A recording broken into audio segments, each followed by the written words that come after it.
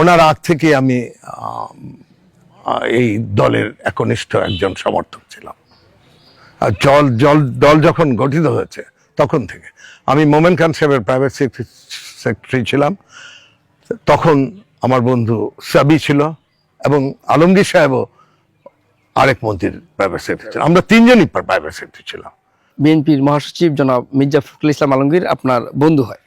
এই বন্ধুত্বের সম্পর্কে নিয়ে আপনি কি রাজনীতিতে কোনো বেনিফিটেড কিংবা আগামী যে ত্রয়োদশ নির্বাচনে যে আপনি নমিনেশন প্রত্যাশী এটাকে আপনি ব্যবহার করবেন, এটা একটু আমাদেরকে ক্লিয়ারলি বলবেন। অবশ্যই না, প্রথমেই বলবো না।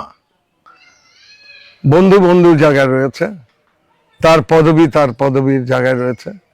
এই বাড়িতে যে দেখছো তুমি, যেটা এই বাড়িতে বহুবার উনি এসছেন, কিন্তু এটা কিন্তু আমি I am the last person to encash this. I'll go my own qualities. If the party thinks that Appel is needed, Appel desires the nomination, then they will nominate me. If not, I'm as happy as I am now talking to you.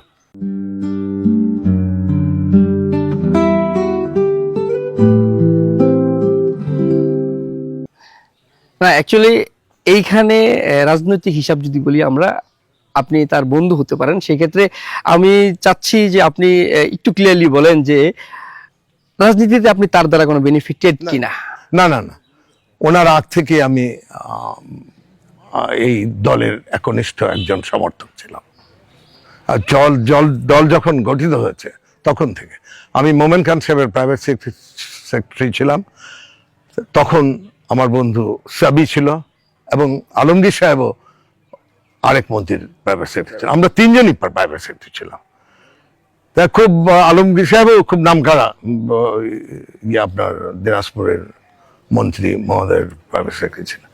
তো এখন সেক্ষেত্রে আমরা বলবো যে এই দলকে আমি ভালোবাসি বহুকাল। আলমগীর সাহেব দলের একনিষ্ঠভাবে এবং পর্যায়ক্রমে একটা পর্যায়ে চলে এসছে, এর আগ থেকেই কিন্তু আমি দলের একজন সমর্থক এবং বলতে পারেন যে আমি আসলে really love this political party for various reasons.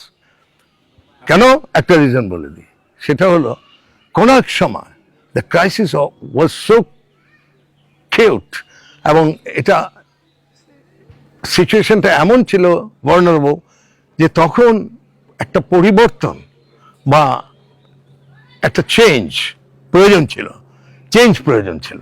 এই চেঞ্জ প্রয়োজনের ক্ষেত্রে তখন হঠাৎ করে আমি কি বলবো, বেশ কয়েকটা ঘটনা ঘটেছে। এর মধ্যে সবচেয়ে যেটা লোক চোখে এবং লোকমুখে অত্যন্ত আলোচিত, সেটা হলো তোমার সেনা জনতা এবং সৈনিক জনতার আন্দোলনের মাধ্যমে বা বিপ্লবের মাধ্যমে শহীদ জিয়ার আসন বা পদার্পণ as to lead the nation as head of the state of the country. এইটা আমার কাছে খুব লোভনীয় একটা দিক।